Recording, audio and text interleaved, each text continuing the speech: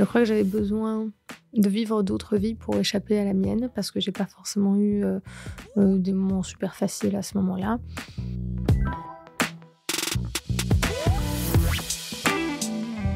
D'ombre et de lumière, quand les personnalités de la télé tombent le masque.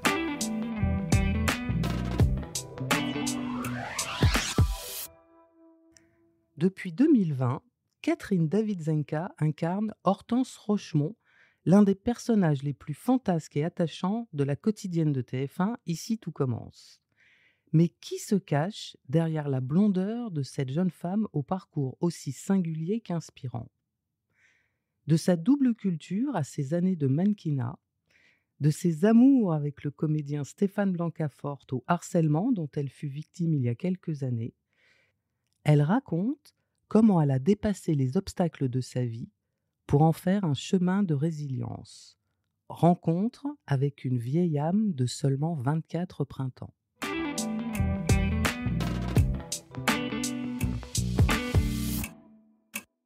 Eh bien, bonjour Catherine Davidzenka, je suis très très heureuse de t'accueillir dans ce podcast. Tout le monde te connaît derrière ce personnage d'Ici tout commence, Hortense. Et le but du jeu, ça va être de savoir qui est Catherine derrière Hortense. Voilà notre mission aujourd'hui, est-ce que tu l'acceptes ? Bien évidemment. Ok, alors on va tout de suite entrer dans les cuisines, j'allais dire, de l'exploit. Par rapport à Ici tout commence et à tous les gens qui te suivent dans cette quotidienne, je voulais que tu nous racontes par exemple une journée type de tournage pour qu'on se mette un peu à ta place sur ITC. Voilà, quand tu débarques, t'es comment, les différentes étapes, en résumé bien entendu, mais pour qu'on se projette un peu au château. Alors, des journées type, il n'y en a pas forcément parce qu'on peut avoir 3 séquences, donc 3 scènes à faire, ou 8. Enfin, les deux peuvent arriver, donc la quantité de travail est variable. On va avoir une différence aussi de préparation si j'ai des choses, des arches, ce qu'on appelle en fait à jouer ou non. Mais une journée type, bon, si je suis en arche, je vais avoir ce que j'appelle ma Bible. Qui est un énorme porte-document que je demande à la production de me donner avec absolument toute l'histoire dans l'ordre, puisqu'on ne tourne pas dans l'ordre, en fait, ça, il faut le savoir. Mmh. Et en fait, moi, du coup, je me réfère à donc, cette Bible pour savoir où j'en suis dans l'histoire et pour jouer l'émotion en fait, exacte qu'il faut et pas m'emmêler les pinceaux. Parce que, voilà, une arche, c'est énormément de boulot, et quand on a 8 séquences dans la journée et que on a le début de l'histoire, la fin de l'histoire, un bout au milieu, un bout aux 3/4, enfin bon, c'est un peu... Faut voilà. être guidé un peu. Il faut une Bible. C'est ça. Et cette Bible, elle est annotée sans rentrer dans tes carnets secrets, mais quel type d'annotation, par exemple, tu as besoin d'inscrire sur ce document pour t'y retrouver ? En fait, moi, quand c'est des projets comme ça, enfin des projets... Des histoires à raconter aussi fortes et longues, je vais me préparer en avance, donc en amont, avec un fil conducteur, comme une espèce de frise chronologique émotionnelle, parce que comme j'ai envie de livrer un maximum d'émotions différentes, disons que si c'est une partie d'histoire un petit peu forte, pleurer tout le temps, au bout d'un moment, c'est pas top non plus. Être tout le temps en colère, bon, en fait, il faut qu'il y ait plusieurs couleurs, et pour ce faire, et pour pas s'en mêler, pour pas oublier ce qu'on a déjà fait, je note tout sur une espèce de frise temporelle, et je place après ça dans les textes, en fait, enfin dans les scènes, en particulier, de manière un petit peu minutieuse, on va dire. Et j'essaye de suivre, en fait, ce chemin émotionnel que j'ai créé pour livrer une expérience riche, enfin la plus riche possible, en fait. Et juste. Parce que la justesse, c'est quand même un des grâles de ta vie de comédienne. On a déjà eu quelques rencontres et c'est vraiment ce qui ressort à chaque fois. Autre petite question comme ça, après on ouvrira bien sûr la discussion, mais tu deviens vraiment Hortense dès que tu arrives sur le plateau ou dès que tu es maquillée avec tes lunettes, etc. Dans ta tête, quand est-ce que le déclic opère ? Je crois que c'est surtout au moment du action, en fait. Ah ouais. Ouais, j'ai pas de... Enfin, il y a même des moments où j'étais des trous de texte ou des choses. Bon, quand il y a une grosse quantité de travail, c'est des choses qui arrivent. Mmh. Mais du coup, ça me sort du personnage forcément. Et après, il faut se remettre dedans. Mais j'ai pas de rituel. Au début, si. Au début, Ah. j'en avais parce que j'en avais besoin. Et aujourd'hui, je crois qu'à force d'entraînement, le switch, en fait, le changement de personnalité, entre guillemets, devient de plus en plus rapide, mais c'est valable aussi pour les castings, c'est valable pour tous Ouais. les autres personnages. J'ai besoin de beaucoup moins de préparation que ce que je pouvais avoir avant. Et avant, je me servais de techniques de théâtre que j'avais apprises parce que j'ai commencé sur les planches. On va y venir. Et maintenant, ce ne sont plus des exercices dont je vais avoir besoin si j'ai préparé en amont, en tout cas. Donc ce personnage est une vraie composition, clairement. Et d'ailleurs, bravo, puisque justement, au fil des années, la composition sonne juste, puisque les gens y croient et s'attachent à ce personnage. Ça veut dire que tu l'as fait exister. Est-ce que tu l'aurais accepté s'il n'y avait pas eu justement ce travail de composition, de transformation et, comme on dit en horrible français, d'acting? En fait, j'ai pas, au moment où j'ai accepté le rôle, même moi, je ne savais pas que j'allais faire ça exactement. Il y avait des «prémices» entre guillemets, mais ils n'étaient pas aussi pointus, on va dire. Donc, moi, j'y ai vu un joli parc de jeux, en fait. C'est ça qui s'est passé. Parce qu'en fait, concrètement, le personnage n'avait pas de description particulière, en fait. Aussi précise que celle qu'on voit aujourd'hui. Aussi Donc, singularisée que celle qu'on voit aujourd'hui. Donc, ça a éveillé un petit peu ma curiosité et mon envie de créer quelque chose. À l'époque, on ne sait pas forcément. Enfin, moi, j'avais 22 ans, du coup. Oui. Et encore une fois, voilà, je venais du théâtre où composer, c'était normal. Enfin, c'est-à-dire que moi, ma base, elle est dans le ne pas être soi, justement, qui est un petit peu aux antipodes de ce qu'on fait en France, pas dans les autres pays, mais en France, c'est pas la même chose. Ça a bien évolué, ça aussi. Mais au tout début, encore une fois, quand j'avais 22 ans, je pensais que mon métier était justement de chercher une forme de composition et d'éloignement de soi, et que toute la pirouette était de trouver comment faire pour qu'on y croie. Voilà. Bravo. L'équation, pour l'instant, est totalement résolue avec le personnage d'Hortense. Non, mais je dis ça parce que c'est vrai que parmi tous les comédiens de cette quotidienne, des comédiens de talent d'ailleurs, je trouve que celle qui marque le plus ce travail de composition, c'est toi, quoi. Donc voilà, et là j'étais en face et j'ai pas du tout Hortense en face de moi, j'ai bien Catherine. Donc oui. Voilà, je voulais souligner ça. Et pour poursuivre avec la série, pour les fans qui la suivent donc au quotidien, aujourd'hui Hortense est plus dans des arches d'accompagnement. Pour ceux qui ont envie de la retrouver un peu au centre d'intrigues un peu plus importante, est-ce que tu as des annonces à faire d'ici la fin de l'année, ou pour l'instant on reste un peu sur ce mode plus secondaire, j'allais dire, même s'il est essentiel, bien sûr? C'est une question qui est toujours un peu... Oui, pardon de l'avoir posée, mais c'est pour les gens qui l'écoutent. Oui, non, mais c'est que pour nous, c'est difficile à répondre puisque on n'a pas forcément de visuel sur la suite. C'est ça le... D'accord. Nous, on sait ce qui va nous arriver un mois et demi avant. Et donc, pour ce qui va se passer dans le futur, je ne sais pas. Donc, dans un mois et demi, est-ce que tu as déjà quelques... Il n'y a pas plus d'actualité que ça pour l'instant. Après, est-ce que dans 4 mois, il va y avoir un truc incroyable? Parce que j'ai remarqué que mon personnage a toujours des petites choses sympas à jouer en début d'année, donc je ne sais pas. D'accord, vivement 2025 alors. Mais voilà. Ok, très bien. En tout cas, elle reste proche des gens et du public malgré ces arches, c'est pas évident, qui sont plus secondaires, mais en tout cas, elle existe toujours à l'écran, donc on ne l'abandonne pas.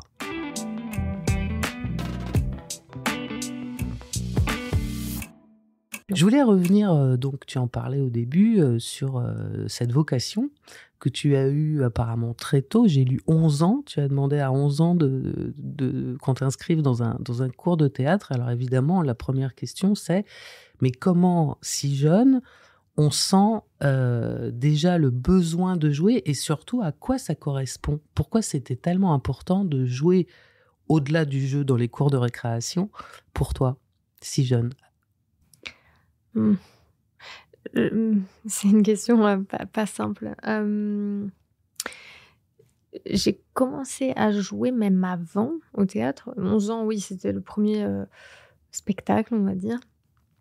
J'ai demandé à ce qu'on m'inscrive après derrière à des formations enfants forcément, mais des formations pour faire des courts-métrages, enfin vraiment apprendre en fait. Et c'est là que j'ai rencontré un peu mon premier mentor qui m'a appris plus de la moitié de ce que je sais, Qui s'appelle? Mathieu Gauthier, Voilà. à qui je fais plein de bisous. Voilà. Mais je pense que c'est quelque chose qui a toujours existé en moi, dans le sens où j'ai toujours eu besoin d'expression tout court. J'ai toujours aimé créer des choses, mais quand on est enfant, je trouve qu'on ne se rend pas compte qu'on est en train de faire de la création. En fait, je trouve que ce qu'il y a de beau, c'est que quand on est enfant, on fait ce qu'on a envie de faire, quand on le veut, parce qu'on n'a pas encore ces cadres sociaux qui nous ont appris qu'il y avait des choses qui n'étaient pas possibles.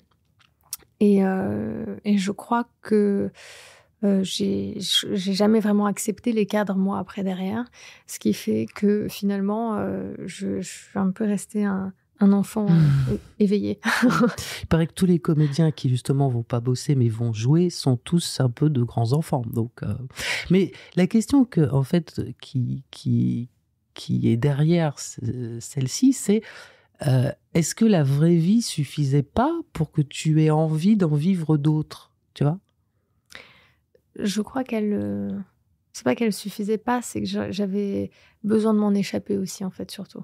Je crois que j'avais besoin de vivre d'autres vies pour échapper à la mienne, parce que j'ai pas forcément eu des moments super faciles à ce moment-là, et que j'ai trouvé un sens à toutes mes questions et à toutes mes réflexions autour du monde et des gens, dans le fait d'étudier en fait finalement les personnes et étudier en fait l'émotionnel chez l'être humain, parce que j'ai eu besoin de comprendre des choses qui étaient très injustes. J'ai eu besoin, voilà, et donc pour ce faire, pour avoir des réponses à mes questions, j'ai longuement observé les gens. J'étais quelqu'un de très calme, très en observation pour avoir cette espèce de... Je me suis toujours sentie un petit peu en dehors du monde. Et pour moi, je me souviens du jour où j'ai découvert le mensonge. C'est-à-dire que pour moi, c'est fou, c'est dingue, mais c'était quelque chose de tellement anti... vie, enfin je sais pas, je l'ai vécu comme un... Oui, dans mes normes personnelles, même d'enfant, je ne comprenais pas ce que ça voulait dire. J'ai découvert via la télé, je regardais un dessin animé et il y avait un des personnages qui était en train de mentir à sa mère, il faisait semblant d'être malade et tout, et moi je regardais ça, mais avec une incompréhension totale, ce qui a fait qu'après, j'ai essayé ça sur ma mère, forcément, pour voir la réaction après derrière. Et je lui ai expliqué après derrière, non, je faisais semblant, maman, je suis désolée, c'est juste que j'ai vu ça à la télé, je comprends pas et j'avais besoin de comprendre. Et en fait, mon enfance, c'était une succession de découvertes. La première fois que j'ai vu une boucherie, j'ai pleuré, mais pendant une semaine, parce que j'avais compris que c'était des animaux morts. Enfin, il y a eu tout un bouleversement intérieur de tout ce qui était dans ma tête d'enfant. Pur. Pas normal, en fait. Ou pur, moi, j'allais te dire. Oui, mais c'était trop pur, je pense. Il y avait une telle absence de méchanceté ou de... Enfin, c'était même pas inscrit dans le cerveau, quoi. Enfin, je comprends. Donc, je crois que j'ai eu besoin de comprendre beaucoup de choses et trouver, pas des excuses, mais trouver des raisons. Des explications. Des explications. Et donc, je pense qu'honnêtement, j'aurais pu faire...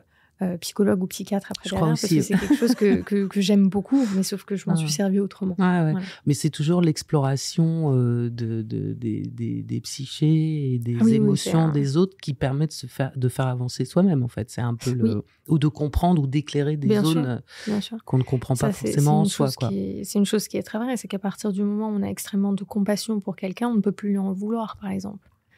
Et ça soigne beaucoup de maux.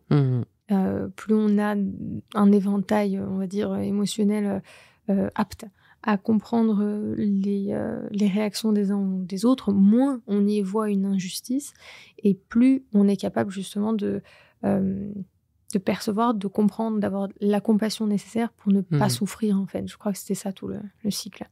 Très bien. Alors, puisque tu l'évoquais, tu as fait aussi des écoles de cinéma, de court-métrage et tout. Alors, j'avais envie de te demander, si tu veux faire aujourd'hui un documentaire sur ton enfance, qu'est-ce que tu mettrais, qu'est-ce que tu ferais ressurgir, et déjà, dans quel décor est-ce que tu le tournerais pour qu'elle ressemble évidemment, à un documentaire et à la vraie vie? Waouh. Je crois que il s'est passé tellement de choses entre l'enfance, l'adolescence et après que ça serait un documentaire en 4 volumes, je pense. Et Le décalogue en documentaire. C'est compliqué. Mais en plus, c'est un exercice auquel je me suis adonnée une fois pour, encore une fois, faire des chemins intérieurs. J'ai essayé de citer ma vie en quelques chapitres, en fait, et j'y suis jamais arrivée. Parce que peut-être que c'est très dur aussi d'avoir une capacité de synthèse sur sa vie personnelle. Surtout quand elle est extrêmement riche comme la tienne, apparemment. Donc, je crois que le décor, j'utiliserai un décor qui se rapproche le plus de la réalité dans laquelle j'ai vécu. C'est-à-dire ? On a beaucoup déménagé, en fait. On est une famille qui a beaucoup bougé. J'ai une famille qui s'est brisée aussi, comme tant d'autres. On a eu des moments extrêmement, extrêmement joyeux, comme des moments extrêmement tristes. Et je pense que pour être capable de retranscrire tout le poids émotionnel, à la fois de joie, de mélancolie, de douleur, de violence, enfin tout ça, c'est... faut être un sacré bon réal, que je ne suis pas. Peut-être que ma sœur qui est réalisatrice, oui, mais elle est passée de l'autre côté comme par hasard. La caméra, c'est rigolo.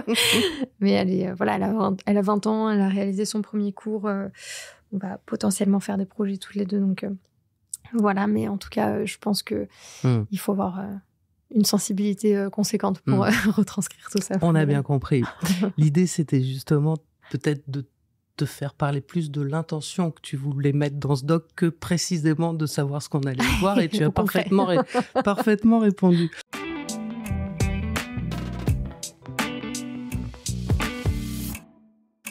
Donc, tu es quelqu'un qui a une double culture.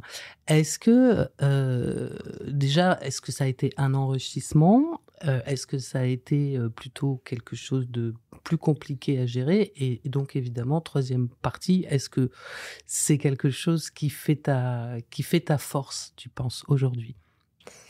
J'avoue que c'est bien comme question, ça, parce que c'est une question à laquelle j'ai déjà répondu, puisque j'ai une expo de peinture, donc à la fin de l'année, que je vais mettre en place, qui est accompagnée en fait d'un livre où j'explique ça, justement. C'est-à-dire que tu peins ? Oui. Ou que donc on est d'accord. Non, oui, je suis peintre à côté. Voilà, aussi. Elle, entre autres, hein, donc vous avez bien noté, c'est déjà une première casquette qu'on ne connaissait pas. Donc elle est peintre et donc accompagnée d'un livre. Voilà, parce que j'ai travaillé sur les émotions. Ce qui me passionne aussi beaucoup. Et j'ai cherché en fait à voir comment on est capable de transmettre des émotions en dehors de la voix, de l'écriture ou de l'image, vraiment par des couleurs. Donc j'ai travaillé sur des œuvres de psychiatres, etc. Tout ça sera expliqué plus tard. Il faut venir à l'expo. Il faudra venir à l'expo pour attendre le livre. Elle est où l'expo d'ailleurs ? On n'a pas encore le lieu, c'est vraiment fin d'année 2025. D'accord. Et donc en fait, pour répondre à la question cette première, double culture, ouais. La double culture, j'ai grandi dans une culture du coup de l'Est, couplée par la suite d'une culture du Moyen-Orient, puisque mon beau-père est iranien. Ça m'a apporté énormément de richesse, parce que la vision du monde n'est pas la même. Et les réflexes humains ne sont pas les mêmes. Et donc, pour moi qui observais beaucoup, les réactions de mes parents, de mes beaux-parents, face aux réactions aussi des gens de l'école, etc. En fait, je me suis rendu compte, pour la première fois, que le mode de vie n'était pas le même. Voilà, c'est ce qu'on disait un peu tout à l'heure, c'est-à-dire qu'il faut vivre les choses émotionnellement pour les comprendre et avancer au lieu d'être heurté, quoi. C'est l'idée. Oui. Donc, tu dirais aujourd'hui que c'est plutôt un enrichissement. Oui. Ah qui oui. n'est pas toujours facile à vivre, mais non. Mais je crois que les plus beaux enrichissements ne sont jamais faciles à vivre. Mmh. Ça serait trop facile, justement, si c'était le cas.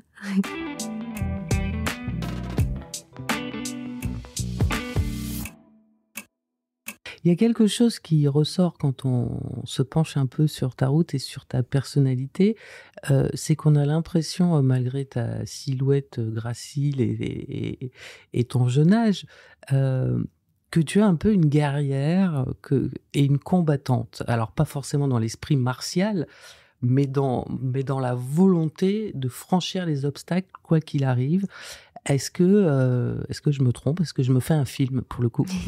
Non, je pense pas, parce qu'il y a quand même beaucoup de personnes qui me disent ça. Après, Tu te reconnais pas dans ces mots?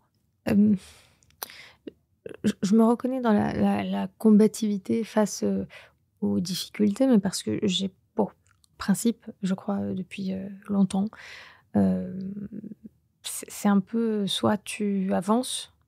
En fait, voilà, je pense qu'il y a deux chemins dans la vie. Il peut arriver des choses extrêmement sombres et extrêmement difficiles, mais en fait, le choix nous appartient. Même si ce sont des étapes terribles, on a toujours finalement le choix d'avoir la combativité de choisir, d'évoluer, d'être quelqu'un qui ressemble à ce qu'on voudrait être, en fait.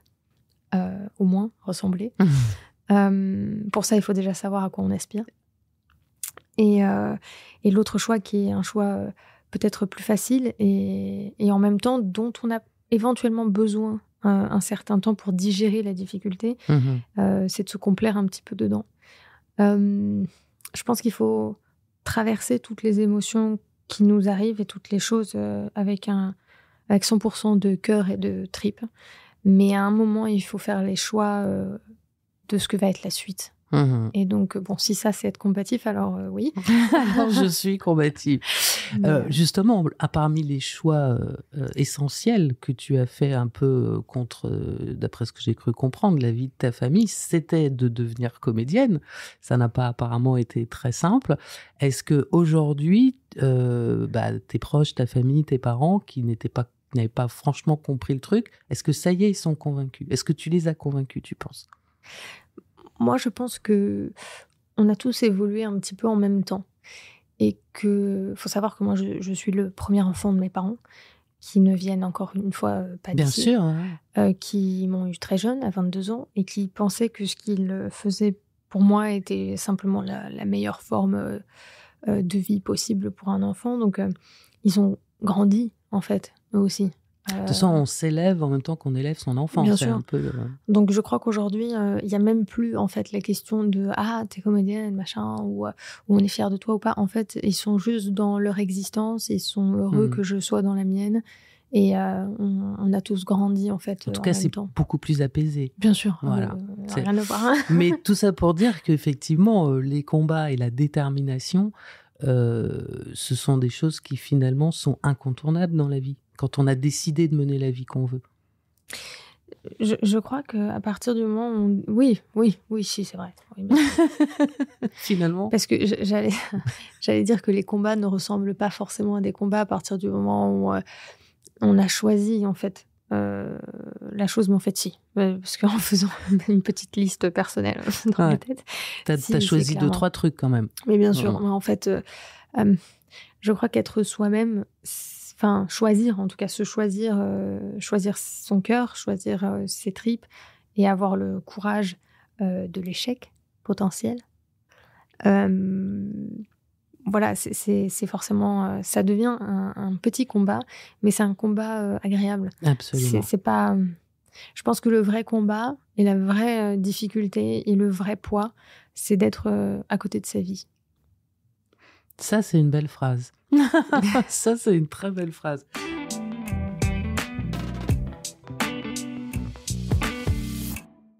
Alors justement, pour la mener à bien, ta vie, tu as fait un petit détour par le mannequinat. Je vais être très sincère, je me demande comment tu vivais cette période-là avec les mots que tu viens de dire de toi, est-ce que là aussi c'était une marche pour arriver à ton objectif? C'était un moment où moi je me sentais bien, en fait je faisais ça pour le fun. J'avais pas d'aspiration, de carrière ou de devenir super modèle ou je sais pas quoi, machin. Là où toutes les filles que je côtoyais seraient mortes pour ça, quoi, vraiment. J'avais pas ce truc-là. J'ai toujours fait les choses avec une espèce de joie et d'insouciance, en fait. D'enfance, Voilà. alors, de spontanéité d'enfance bien qu'on sûr. disait tout à l'heure. Ouais, et puis bon, j'ai commencé ça, j'avais 14 ans, donc effectivement, je pense que... Bon, C'était pour payer tes cours de théâtre ou c'était vraiment... Non, non, petite, enfin à 14 ans, c'était juste parce que ça me plaisait. D'accord. Plus tard, je m'en suis servie forcément pour la vie. C'était pas forcément pour payer des cours, mais c'était pour manger Ouais, d'accord, ok. plus tard, quoi.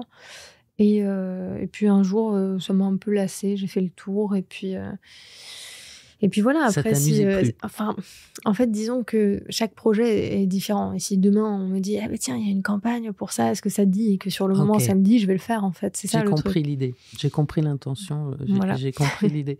Alors, donc, le mannequinat, on en a parlé. Il y a une question aussi que j'ai très envie de te poser, alors je ne vais pas me priver. Est-ce que tu as eu conscience très tôt de ta séduction, de ta beauté, et est-ce que ces années dans le mannequinat l'ont validé? Non. Comment dire? Je crois que j'en ai jamais eu vraiment conscience, et même aujourd'hui, j'en ai pas vraiment conscience. D'accord. C'est pas quelque chose qui est évident dans ma tête, en tout cas. J'ai un peu, moi, l'impression que c'est un tout, en fait. Il y a un truc... je me considère pas comme belle ou jolie, ou voilà. Mais j'ai l'impression que le tout est sympa. Voilà. J'ai l'impression que, bon, j'ai pas une silhouette trop dégueu. Trop repoussante, je te confirme. Où j'ai des grands cheveux blonds. Je crois que mon visage, ça va à peu près. Et je crois que c'est l'ensemble qui fait que c'est plutôt cool. D'accord. Mais j'ai pas une image de moi de séduction mais ce qui m'a valu beaucoup de problèmes aussi, hein. Parce que comme j'ai jamais eu conscience de ça, apparemment les autres en avaient conscience pour moi. Et même à l'école, ça se passait très mal, même avec mes professeurs. Parce que moi, je voyais pas le truc que je vois toujours pas. Et on m'a toujours un petit peu brusquée Mais dans quel sens? J'ai eu des jolies convocations en me disant que... Enfin, j'avais 12 ans, quoi. J'avais 12 ou 13 ans, et j'avais des convocations de profs qui me disaient que voilà, qu'il fallait que je m'habille autrement, que j'avais pas le droit de porter des jupes, Ah ouais? que je pouvais pas porter des débardeurs, que ça excitait les garçons, qu'ils étaient déconcentrés par ma présence. Et moi, je comprenais même pas pourquoi, parce que j'avais même pas la notion de désir, en fait, dans la tête. Et il me disait, ouais, même pour toi, tu te rends pas compte, tu vas te faire agresser dans la rue. Moi, je comprenais même pas ce que ça voulait dire. Et ça a été une espèce de lutte toute ma vie. Tiens, une autre. Non, mais celle-là, pour le coup, elle est conséquente. Avec, au fur et à mesure, les gens convexes, on sait même pas pourquoi, pour un simple non. Des personnes après qui t'en veulent, qui t'a essayé de te briser ou de te faire du mal parce que t'as dit non. Il y a eu... et tout ça avec cette espèce de dualité, de toujours pas comprendre qu'est-ce qui se passe, ce qu'ils y voient, en fait, en moi. C'est ça le truc, c'est que moi, je ne comprends pas pourquoi, en fait. D'accord. Voilà. T'as pas décidé un jour que tu t'en fichais? Je crois que la plupart du temps, je m'en fiche. Et puis, quand il arrive des injustices qui y sont liées, forcément, on s'en fiche plus. Ça parce picote. qu'il y a quand même encore des questions et des interrogations. Je trouve que la notion de la beauté, déjà, pour moi, personnellement, elle est subjective. Et parfois, la vision des autres est dure à porter, en fait, c'est ça. Surtout quand on n'a pas la même vision que les autres. Moi, j'ai eu beaucoup de difficultés, plus jeune, à me détacher de l'image qu'on voulait que je sois, en fait. C'est-à-dire que j'avais l'impression de devoir être cette... je sais pas, cette espèce de figure de la féminité. Cette Lolita. Un petit peu, voilà, un truc un peu Mais comme je me sentais pas dans cette peau et que moi j'ai juste toujours vécu comme j'avais envie, Ouais. j'ai eu une phase où j'avais l'impression que pour me faire accepter de la société, mais je dis ça, c'était il y a longtemps, hein. Oui, oui, oui, on le dit, on le J'avais l'im- redit, je- on le voilà. souligne. Ouais, ouais. C'est pas un truc à Mais suivre, voilà. justement, c'est le chemin qui est intéressant. Eh oui. Donc, je crois que j'en ai souffert un moment, mais plus par incompréhension Ouais. et par injustice de ce qui m'est arrivé aussi à cause de ça, que je ne comprenais pas, en fait. Mhm. Donc, du coup, Mhm. voilà. Mais c'est marrant parce que en t'entendant, encore une fois, tu as quand même voilà, vécu des trucs après que d'autres vivent aussi. Hein. Je ne veux pas du tout te mettre dans quelque chose d'exceptionnel. Mais on dirait que malgré ton âge, moi j'ai l'impression face à moi d'avoir quelqu'un, je dirais, qui a un peu une vieille âme. On dirait qu'il y a des épreuves dans la vie. Donc tu as évoqué cet horrible accident donc, qui t'a mis dans un état de mort imminente, c'est ça, hein. Mais on dirait que tout ça, ça t'a fait franchir des étapes un peu plus vite que les autres et qu'il y a un décalage entre ton appréhension de la vie, ta façon d'analyser et ton jeune âge. Bah, je pourrais pas répondre à ça exactement, mais le fait que ça m'a fait franchir des étapes, oui, forcément, et en même temps, ben, j'ai foi en l'existence des choses, en fait. Et donc, j'ai l'impression que si tout ça est arrivé, c'est pour la raison bien précise de la place à laquelle je me trouve là, maintenant, tout de suite. C'est-à-dire que si je n'avais pas vécu tout ça plus jeune, si j'avais pas vécu l'accident, si j'avais pas eu tout ce harcèlement autour du physique, si j'avais pas fait tout ça, j'aurais peut-être pas eu la force de d'accueillir le public aujourd'hui de cette manière-là et de voir les choses de cette manière-là. Enfin, tout est lié, en fait. Tout est un espèce de domino, en fait. Et heureusement. Oui. Et heureusement. Oui. Comme Moi, on ça a l'impression donne... que rien n'arrive pour rien. Exactement, ça donne du sens à tout ça. Parmi, là aussi, les vagues, voire les raz-de-marée auxquels il a fallu que tu fasses face. Donc, il y a eu cette mise à jour de ta relation avec Stéphane Blancafort. Là aussi, il y a eu un raz-de-marée de gens qui parlaient de vos âges, machin. Moi, j'ai envie de passer à l'étape d'après.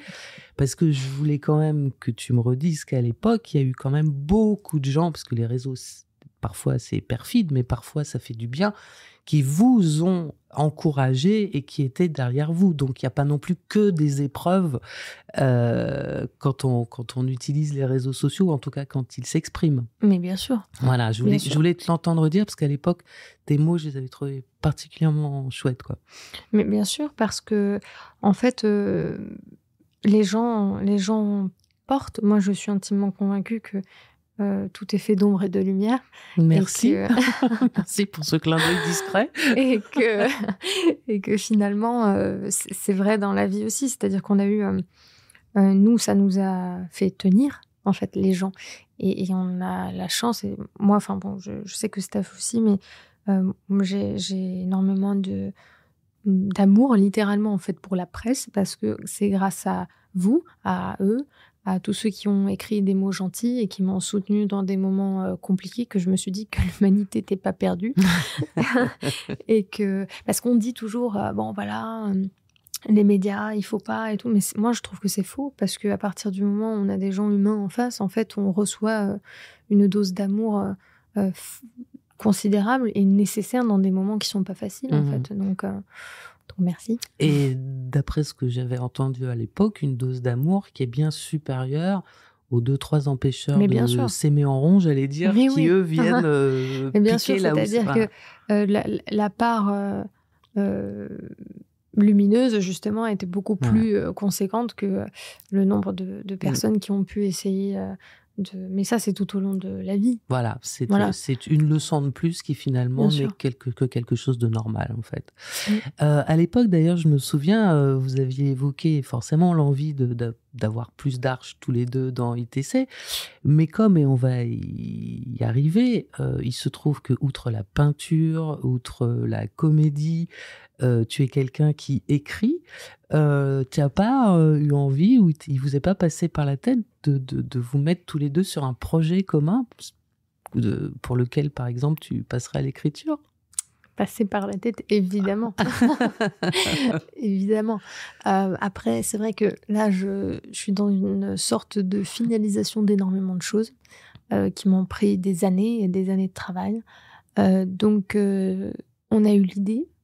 On s'est dit qu'on s'y mettrait. Et moi, j'ai juste besoin de donner naissance à mes projets que j'ai tant travaillé en fait depuis tellement longtemps pour pouvoir en fait passer sur une nouvelle phase artistique et créative. J'ai besoin de fermer la boucle en fait. Voilà. D'accord. Il y a un truc.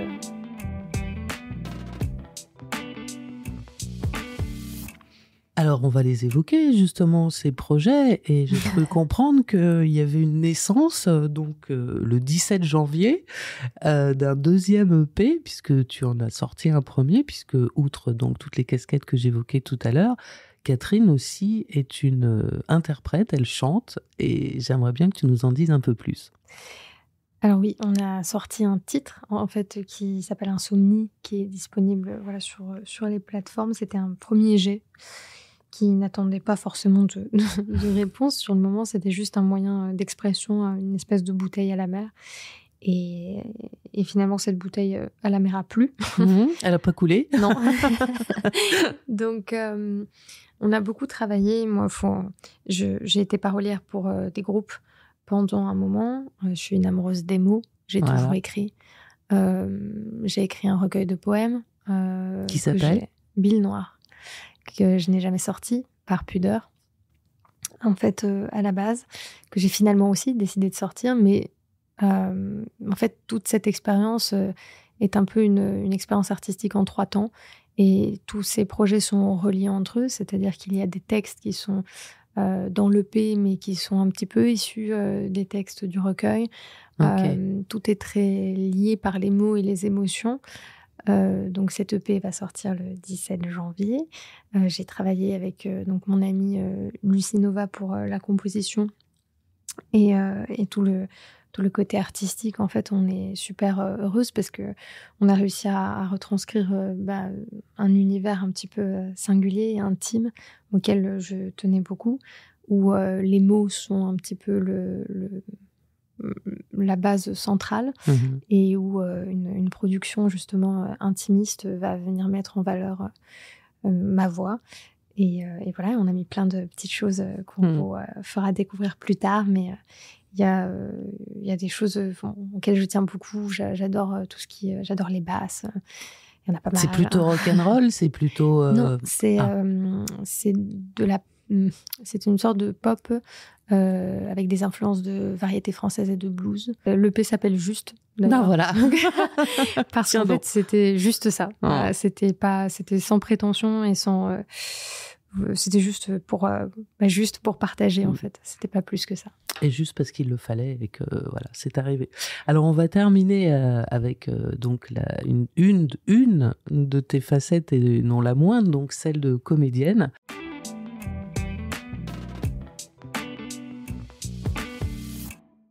Je voulais évoquer donc les personnages outre ITC dans lesquels on t'avait vu récemment, à savoir Disparition inquiétante aux côtés de Béatrice Dalle, et puis un peu avant Becoming Lagerfeld, donc sur Disney+, le biopic sur Karl Lagerfeld.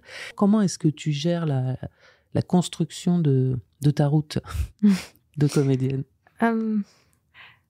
Eh bien, je n'ai pas de plan particulier. Je crois que j'accepte les projets qui me plaisent et je les accepte pour des différences, enfin des choses très variées, en fait, des raisons très variées. Lagerfeld, c'était une pause pour moi, en fait. C'était pas calculé, en fait. Je pensais même qu'on n'allait pas me voir, en fait. Ça recommence. Non, mais c'est vrai. Non, mais je voulais. C'était un espèce de caméo personnel et moi, j'avais juste envie de regarder un petit peu en petite souris, et j'avais des petites scènes, je trouvais ça marrant, et puis ça s'arrêtait là. Je pensais même pas qu'on allait repérer le fait que je sois à l'intérieur. T'as été surprise que les réseaux le fassent à nous encore quoi? J'ai été surprise d'être dans la bande démo, surtout, enfin dans la bande annonce. Tu es un produit d'appel, Catherine. Il va falloir qu'aujourd'hui on mise sur toi. Non, mais bon, voilà. Mais c'était rigolo, en fait, tout l'engouement qu'il y a eu autour pour pour une petite scène de littéralement 2 ou 3 secondes a été un petit peu fou. Mais ça m'a fait très plaisir, forcément. Bah, donc, tu voilà. imprimes la pellicule, c'est comme ça. Et pour Disparition inquiétante, je l'ai accepté aussi par rapport au fait que j'allais jouer avec Béatrice Dalle. C'est vrai que, moi, c'est quelqu'un que j'admire beaucoup et que je respecte beaucoup pour sa carrière et pour son humanité, en fait. Et sa singularité, justement. Elle Bien aussi, il sûr. n'y en a pas deux comme elle. Hein. Bah, voilà, c'est clair. Et voilà, et j'avais envie, je pense aussi, de pouvoir lui donner la réplique. Et j'ai surtout accepté pour ça. Et finalement, c'était chouette parce que le personnage était un personnage beaucoup plus jeune que moi. Elle avait 19 ans, je crois, Cindy. Et donc, j'ai fait la recherche aussi. J'ai observé pas mal. J'ai essayé de me rappeler de moi à cet âge-là. J'ai regardé ma sœur beaucoup. On a travaillé pas mal sur les intentions, parce que c'était quand même une fille battue par son conjoint. Donc, c'était une thématique qu'il fallait quand même relever, même si le rôle était justement pas grand. Il fallait quand même lui rendre justice. Aucun personnage ne mérite d'être oublié, en fait. Et donc voilà, je voulais pas qu'elle le soit non plus. Elle le sera pas. C'est moi qui te le dis. Tout à l'heure, tu parlais du fait de ne pas être carriériste, de ne pas avoir de stratégie. Forcément, j'ai envie de te demander, par rapport à ITC, tu t'es fixé une deadline ou pour l'instant, tu te laisses porter et il n'y a pas de sujet sur la fin de l'aventure? En fait, je suis un petit peu aussi là où on me propose d'être là. Quand ça me plaît, en fait.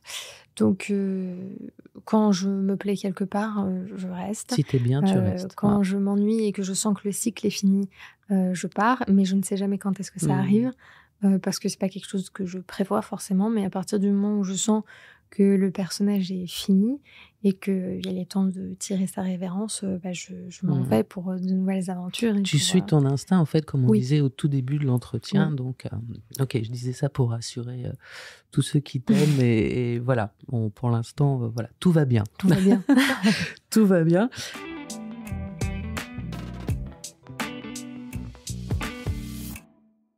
On parle de projets, évidemment, outre les projets dont tu nous as parlé, musicaux, en ce qui concerne ton expo. Par rapport à d'autres aventures, d'autres personnages, d'autres rôles, est-ce qu'il y a des choses qui se profilent? Est-ce qu'on peut en parler? Il y a rien de ce que... Enfin, je peux pas encore l'évoquer, mais il y a des choses que j'attends. Tu passes des essais, tu as passé des essais. Oui, ça oui. Non, je passe pas mal d'essais, mais encore une fois, il faut trouver le bon projet. J'ai envie d'un projet aussi un petit peu osé. Oser, qu'est-ce que vous entendez par là, Catherine? Non, mais oser dans le audacieux. Sens audacieux, dans le sens voilà, avec quelque chose d'un peu fort, avec un travail mutuel en groupe, en fait. Enfin, je sais pas, j'attends quelque chose que je sens qui va arriver, mais il n'est pas encore concrétisé dans ma réalité, en tout cas. D'accord. Mais oui, j'ai passé des essais pour des films d'auteur. Au cinéma comme à la télé, donc. Oui, hein, voilà. oui. Parce que j'ai fait ciné avant de faire d'essayer le programme de télé. J'avais un petit peu envie justement d'essayer tous les formats, parce que je pense qu'il n'y a que comme ça qu'on devient vraiment bon. Et voilà, donc là je suis en essai pas mal D'accord. Sur plein de choses. Donc 2025 s'annonce prometteuse et on croise les doigts pour toi pour te voir sous de nouveaux jours.